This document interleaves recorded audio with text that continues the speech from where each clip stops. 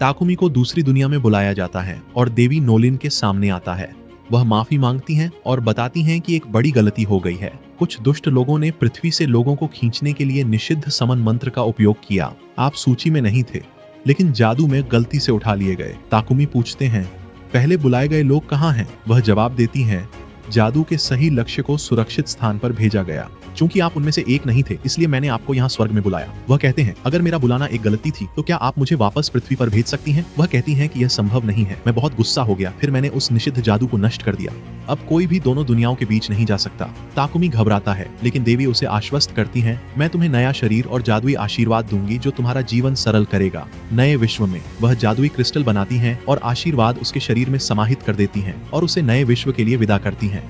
वह जंगल में गिरता है और उठकर नदी की ओर बढ़ता है। अपनी परछाई देखकर कहता है, अब मैं अच्छा दिख रहा हूँ। फिर वह नोलन की छोड़ी थैली खोलता है जिसमें कुछ खाना और पैसे होते हैं। वह अपनी स्थिति स्क्रीन देखता है और पाता है कि नोलन ने उसे शक्तिशाली कौशलों का आशीर्वाद दिया है। वह उत्सुकता से प्रयास करता है और कहता है, पानी की गेंद, जो उसके हाथ में आ जाती है। फिर वह एक चट्टान बुलाता है पेड़ को मारने के लिए और हवा काटने वाले से पत्तियों के ब्लेड काटता है। गांव की ओर जाते हुए उसे रास्ते में एक छड़ी मिलती है। अपने मूल्यांकन कौशल से वह जानता है कि यह ट्रेंट लकड़ी है, जो भाले के लिए उपयोगी दुर्लभ सामग्री है। वह अपने मॉडलिंग कौशल से लकड़ी को भाले में बदल देता है। फिर वह और उपयोगी पौधों की खोज करता है और कई पाता है।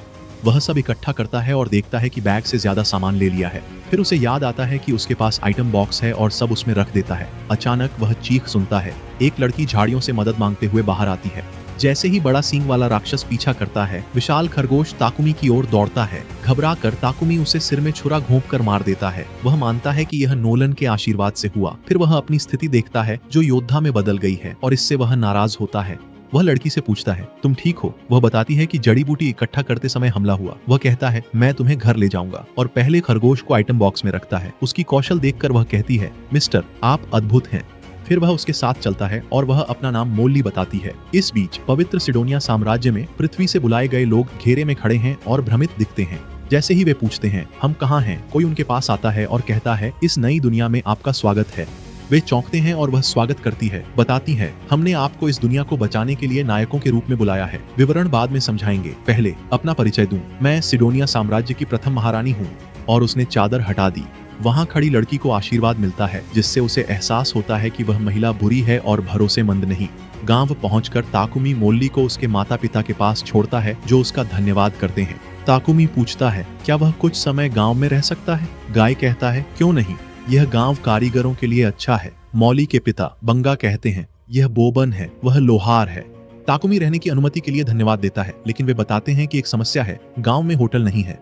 वे उसे एक जगह दिखाते हैं और कहते हैं, हम यहाँ आपके लिए घर बना सकते हैं। ताकुमी सहमत होता है और जमीन समतल करता है, लेकिन जादू के अधिक उपयोग से उसे चक्कर आ जाता है। बंगा उसे सहारा देते हुए कहते हैं, आराम करो, अगला कदम हम लेंगे। अगले दिन सुबह ताकुमी का घर बन जाता है। वहाँ वह अपनी स्थिति खोलता है और उन नौकरियों का चयन करता है जो वह करना चाहता है, रसायनजी और लोहार। फिर वह अयस्क देखता है जो उसने बोबन के साथ निकाले थे और उनसे धातु की सिल्लियां बनाने का सोचता है। जब वह उन्हें पिघलाने के लिए जादू का उपयोग करता है तो कहता है, यह शानदार है, मैं रसायन विद्या आजमा रहा हूँ। उन्हें पिघलाने के बाद वह उन्हें सिल्लियों में बदल देता है। वह कहता है, आखिरकार मैंने कर दिखाया। उसकी कौशल भी बढ़ती है। वह कहता है, मैं और धातु के टुकड़े बनाऊंगा, और पूरे दिन काम करता रहता है जब तक मौली आती है और कहती है, तुम्हारे लिए रात का खाना लाया है। उसे थकान से बेहोश देखकर चौंक जाती है। बाद में मौली की माँ मार्था उसे अधिक काम करने पर डांटती है और एक औषधि देती है जिससे वह बेहतर महसूस करता है। अब वह काम करते समय उस पर नजर रखती है। अपनी रसायन विद्या कौशल से वह बर्तन और उपकरण बनाने में सक्षम था। वह कहता है, मैंने आज काफी अल्केमी की और मेरा अल्केमिस्ट स्तर बढ़ गया। फिर वह बोबन के यहाँ धातु पीटकर अपनी लोहार कौशल आजमाता है, फिर आग में डालता है। बॉबिन उसे अग्नि जादू से तापमान बढ़ाने को कहता है। फिर वह इसे निकालकर ठंडे पानी में डालता है। बॉबिन कहता है, उन्होंने अच्छी भाला नोक बनाई है। ताकुमी खुश नहीं है। वह नहीं चाहता था कि उसकी लोहार कला उसकी रसायन विद्या से बेहतर हो। बाद में वह बंगा से मिलता है और औषधियों के लिए पूछता है ताकि और बना सके। बंगा सहमत होकर कहता है कि जब बनाना पूरा कर लो तो मुझे कुछ बेच देना। फिर वह औषधियां तैयार करता है और कहता है कि इससे मुझे बचपन के प्रयोगों की याद आ रही है। फिर उसने औषधियां फ्लास्क में डाली। उसने इसे बंगा की औषधि से मिलाया और देखा कि इसका रंग अलग है, क्योंकि उसने अलग जादू का उपयोग किया था। फिर वह जड़ी बूटी इकट्ठा करने गया और जैसे ही खाया उसे एहसास हुआ कि यह विषैली है। वह तुरंत शुद्धिकरण जादू से खुद को ठीक करता है। उसे राहत मिलती है और विष प्रतिरोध कौशल मिलता है। जैसे ही वह उठता है, एक जंगली सुअर पीछे से आता है। वह भाला पकड़ता है जैसे ही सुअर उसकी ओर दौड़ता है। वह चाकू फेंकता है लेकिन चूक जाता है, भाले से वार करता है पर वह टूट जाता है और वह गिर जाता है। सुअर गुस्से में चिल्लाता है, वह पत्थर फेंकता है लेकिन सुअर को चोट नहीं लगती। वह विंड कटर आजमाता है पर असफल रहता है। वह डर जाता है, कुछ भी नहीं हो रहा। जैसे ही वह मुड़ता है, एक और राक्षस देखकर चौंक जाता है। वह देखता है कि विषैला मकड़ी घायल है। तभी सुअर हमला करने दौड़ता है लेकिन मकड़ी उसे रोकने कूदती है और घायल हो जाती है। सुअर फिर से टाकुमी पर आंसू भरी आंखों से हमला करने को तैयार है। टाकुमी सोचता है कि अब क्या करूं। तभी उसे एक विचार आता है। वह सुअर की ओर कूदता है और रसायन विद्या से उसके सिर पर वार करता है, जिससे सुअर तुरंत मर जाता है। टाकुमी देखता है और कहता है, मैंने कर दिखाया। नया कौशल मार्शल आर्ट्स सीखना। फिर वह मकड़ी की तरफ बढ़ता है जो मरने वाली है। वह मकड़ी को उसकी सहायता के लिए धन्यवाद देता है और उसके घाव ठीक करने लगता है।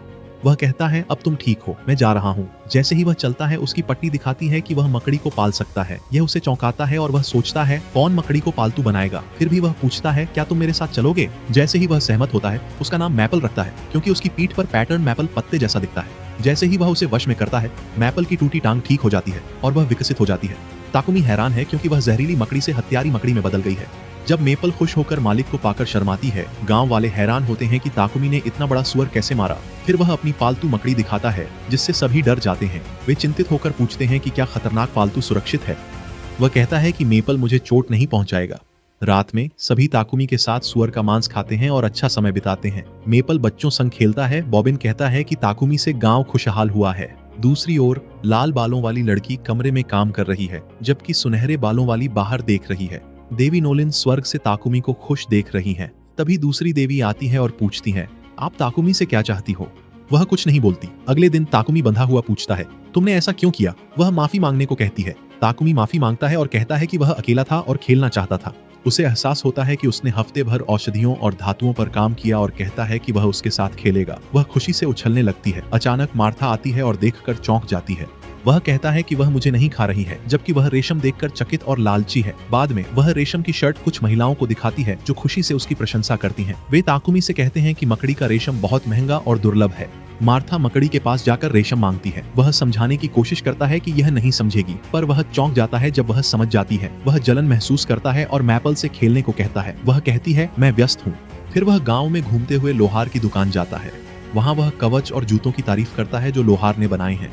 वह कहता है कि ये जूते जंगल में राक्षसों से लड़ने के लिए बढ़िया हैं। बंगा उनके साथ जुड़ता है। वह ताकुमी से पूछता है, क्या वह जल्द ही बेहतर सामग्री के लिए गांव छोड़ देगा? वह उदास होकर कहता है, हाँ। लोहार बताता है कि उन्होंने उसके लिए गांव आने वाली गाड़ी का इंतजाम किया है। वह धन्यवाद में झुकता है। दोपहर में वह मार्था से मिलता है जो कुछ मांस फेंकने वाली है क्योंकि उसमें परजीवी हैं। वह अपनी शुद्धिकरण जादू से उसकी मदद करता है मांस साफ करने में। वह चौंकती है कि वह प्रकाश जादू का उपयोग कर सकता है और उसे धन्यवाद देती है। वह उसे चेतावनी देती है कि जादू का लापरवाही से उपयोग न करे क्योंकि यह दुर्लभ है और उसे अमीर बना सकता है, लेकिन लोग उसे निशाना बना सकते हैं। वह गांव की रक्षा के लिए दीवार और जादू से धातु पंप बनाता है ताकि गांव वालों का जीवन आसान हो। बाद में एक व्यापारी अपनी गाड़ी लेकर गांव में सामान के लिए आता है। मुखिया उसे स्वागत करने बाहर आते हैं और ताकुमी उनके पास जाता है। मुखिया उसका परिचय व्यापारी से कराते हैं जिसका नाम पापिक है जो बोल्टन सिटी से है। ताकुमी मुखिया को औषधि देकर धन्यवाद करता है। व्यापारी औषधि की गुणवत्ता देखकर चकित होता है और उसे देखना चाहता है। फिर गांव वाले विदाई देने इकट्ठा होते हैं क्योंकि वह गांव छोड़ रहा है। मुखिया उसे ख्याल रखने को कहते हैं और महिलाएं मकड़ी के रेशम का चोगा देती हैं। वे उसके कामों के लिए धन्यवाद करते हैं। वह झुककर कहता है, आपकी दयालुता की सराहना करता हूँ। फिर वह व्यापारी संग रवाना होता है और गांव वाले उसे विदा करते हैं जब तक गाड़ी आंखों से ओझल नहीं हो जाती। रास्ते में व्यापारी यात्रियों को अपने अंगरक्षक के रूप में मिलवाता है। वे शांत यात्रा से ऊब चुके हैं और चाहते हैं कि कुछ राक्षसों से लड़ सकें, जिससे ताकुमी असहज हो जाता है।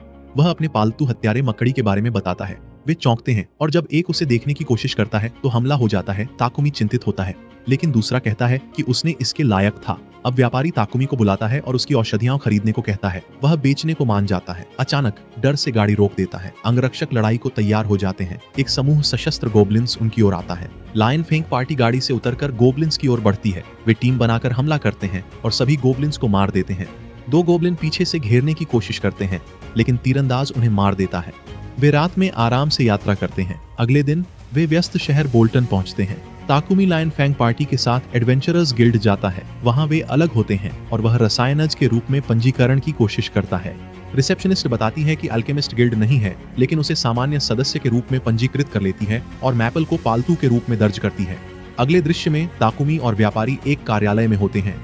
वह औषधियों के लिए लगभग 7 मिलियन येन की पेशकश करता है। इतनी बड़ी राशि से वह हैरान होता है और व्यापारी की नीयत पर शक करता है। व्यापारी ताकुमी से उसके घर के बारे में पूछता है और कार्यशाला वाले घर लेने को कहता है। वह जल्दी बताता है कि उसके पास खरीदने के पैसे नहीं हैं। व्यापारी घंटी बजाता है, जिससे नौकर थॉमस आता है और उसे घर खोजने को कहता है। बाद में नौकर और ताकुमी एक हवेली के सामने खड़े होते हैं। उसे चिंता होती है कि किराया कम है क्योंकि वहां कोई मरा था। वह इसे लेने के लिए मान जाता है और मेपल से कहता है कि यह उनका नया घर है। वे दोनों शहर की ओर लौटने लगते हैं। अचानक वह रुकता है और गंध से नाक पकड़ लेता है। सेवक बताता है कि शहर में बदबू इसलिए है क्योंकि इसके नीचे सीवेज है, जिसे साफ करना कठिन और महंगा है। अगले दिन ताकुमी हवेली में जाता है और काम शुरू करता है। वह मिट्टी का शौचालय बनाता है और उसे गर्म करने के लिए अग्नि जादू का प्रयोग करता है। उस दिन बाद में वह मेहनत से थककर औषधियां पीता है ताकत पाने के लिए। फिर अपने शौचालय की प्रशंसा करता है। अचानक चीख सुनकर आवाज की ओर दौड़ता है। वह देखकर चौंकता है कि मेपल ने व्यापारी को जाल में बांध रखा है। व्यापारी को यह पसंद आता है, जिससे ताकुमी असहज हो जाता है। वह मेपल के व्यवहार के लिए माफी मांगता है। व्यापारी शौचालय का उपयोग करना चाहता है। अचानक वह दरवाजा खोलता है और शौचालय देखकर चकित हो जाता है। ताकुमी बताता है कि उसने जादुई सफाई उपकरण से शौचालय बनाया है। व्यापारी हैरान होकर पूछता है कि क्या वह प्रकाश जादू का उपयोग करता है। ताकुमी उससे विनती करता है कि किसी को न बताए। व्यापारी अनुरोध करता है कि वह उसके लिए 100 और शौचालय बना दे। जब ताकुमी सहमत होता है तो व्यापारी सुझाव देता है कि काम आसान करने के लिए दासों का उपयोग किया जाए। ताकुमी ने मना कर दिया। व्यापारी ने कहा कि उसका प्रकाश जादू बहुत दुर्लभ है और उसे पकड़कर इस्तेमाल किया जा सकता है, इसलिए सुरक्षा के लिए दास चाहिए था। ताकुमी ने फिर भी मना कर दिया। तभी उसका गिल्ड कार्ड चमकता है और उसे मिशन मिलता है। उसे एहसास होता है कि उसे और मदद चाहिए। वह व्यापारी का पीछा करते हुए दास बाजार पहुंचता है। व्यापारी माफी मांगता है और ताकुमी को छोड़कर चला जाता है। वह एक बगीचे में जाता है और वहां सुनहरे बालों वाली एक परी मिलती है। वे एक दूसरे को देखते रहते हैं जब तक वह न कह दे कि यहाँ से जाओ, ये बच्चों के लिए जगह नहीं है। अब व्यापारी ताकुमी को मुलान नामक दास व्यापारी से मिलवाते हैं और बताते हैं कि वह दास लेने में झिझक रहा है। वह कहता है कि जहाँ से वह आता है वहाँ दास रखना मना है। मुलान समझाती है कि यहाँ दासों के अधिकार सुरक्षित हैं। लोगों को उन्हें मारने की अनुमति नहीं है और उन्हें भोजन, आश्रय और कपड़े देने होंगे। बदले में गुलाम मालिकों की रक्षा और सहायता करते हैं। फिर वह गुलामों के प्रकार बताती है, जैसे आर्णी, अपराधी और युद्ध के गुलाम, और पूछती है कि आप किसे चाहते हैं। वह बताता है कि उसे अभियान के लिए सुरक्षा और महल प्रबंधन के लिए किसी की जरूरत है। वह सुझाव देती है कि उसे 2 दास चाहिए, एक घर के काम के लिए और एक सुरक्षा के लिए। बाद में मारिया नाम की लड़की उनके साथ कार्यालय में आती है। धोखेबाज बताता है कि मारिया का कम उम्र में अपहरण हुआ और उसका कोई परिवार नहीं है, पर वह गणना और घर के काम में माहिर है। ताकुमी उसे हवेली के काम और कमरों की सफाई के बारे में बताता है। मारिया आत्मविश्वास से कहती है कि वह यह कर सकती है। वह मुस्कुराकर मानता है कि उसने नहीं सोचा था कि इतनी प्यारी लड़की उसके लिए काम करेगी। वह शर्माकर कहती है कि वह बस काम करती है। वह पूछता है कि उसका काम करने का क्या मतलब है। वह जवाब देती है, मैं बस घर का काम करती हूँ, मैं आपके साथ नहीं सोऊंगी। ताकुमी चौंक जाता है और जल्दी से कहता है, नहीं, मैं बस चाहता हूँ कि आप मेरा घर साफ करें, मैं आपके साथ सोना नहीं चाहता। गद्दार पूछता है, क्या मारिया तुम्हें गुलाम के रूप में पसंद है? वह कहता है, हाँ। वह दूसरा गुलाम ढूंढने का वादा करती है। मारिया अपनी दोस्त की सिफारिश करना चाहती है, लेकिन मुलान उसे कमरे से बाहर जाने को कहती है। ताकुमी दूसरे गुलाम के बारे में पूछता है और उसे देखना चाहता है, लेकिन उसे चेतावनी दी जाती है कि उस गुलाम के साथ समस्याएं हैं। फिर भी वह जोर देता है कि उसे एक कमरे में ले जाया जाए जहां वे एक एल्फ से मिलते हैं, जिसे उसने पहले बगीचे में देखा था। एल्फ चौंकती है। गद्दार कहता है कि एल्फ 50 साल पहले युद्ध में पकड़ी गई थी और उसके हाथ कान घायल हैं। वह बताती है कि एक श्राप ने एल्फ के जादू को बंद कर दिया है, जिससे वह लड़ाई में बेकार हो गई है। ताकुमी एल्फ से अकेले बात करना चाहता है। वह अपना परिचय देता है और फिर उसके आंकड़े देखने के लिए उसका चेहरा पकड़ता है। उसके उच्च स्तर को देखकर हैरान हो जाता है। जब धोखेबाज लौटती है तो ताकुमी कहता है कि वह सोफिया को अपनी दूसरी दासी बनाएगा और उसकी मदद करेगा ताकि वह ठीक हो सके। मुलान चकित होकर हंसती है और कहती है कि यह एल्फ 50 साल से ऐसी ही है। वह सहमत होती है कि एल्फ, जिसका नाम सोफिया है, उसे सौंप देगी। सोफिया अनिच्छा से ताकुमी का अनुसरण करने को तैयार हो जाती है। कार्यालय में वे दास अनुबंध तैयार करते हैं। मारिया अंदर आती है और ताकुमी को उसकी दोस्त चुनने के लिए धन्यवाद देती है। गद्दार जादुई छड़ी उठाती है और अनुबंध पूरा करने के लिए मंत्र डालती है। मंत्र खत्म होते ही दोनों लड़कियां मेहनत का वादा करती हैं और ताकुमी को मालिक बनने के लिए धन्यवाद देती हैं। उस दिन बाद में वह उन्हें घर ले जाता है। दरवाजे पर वे चौंक जाते हैं जब मेपल कूदता है। वह मारिया और सोफिया को उनके कमरे देता है, जिससे वे खुश हो जाते हैं। वह उन्हें जादुई स्नान के बारे में भी बताता है। अगले दृश्य में लड़कियां स्नान का आनंद लेती हैं। वे चर्चा करती हैं कि गद्दार ने उसे एल्फ क्यों दिया जबकि दूसरों को मना किया। एल्फ बताती है कि उसने उनके अनुबंध में कुछ खाली प्रविष्टियां देखी, जैसे ताकुमी कुछ छिपा रहा था। उस शाम वह दासों के लिए खाना बनाता है, जिससे मारिया दुखी होती है क्योंकि खाना बनाना और सफाई उसका काम है। वह खुद को शौचालय कहती है। वह उसे बताता है कि वह रात के खाने के बाद काम शुरू कर सकती है क्योंकि यह उसका पहला दिन है। वह उन्हें यह भी कहता है कि उसे मालिक नहीं, उसके नाम से पुकारें। मारिया सहमत हो जाती है, लेकिन सोफिया अभी भी निश्चित नहीं है। अगले दिन व्यापारी से एक पैकेज लेते समय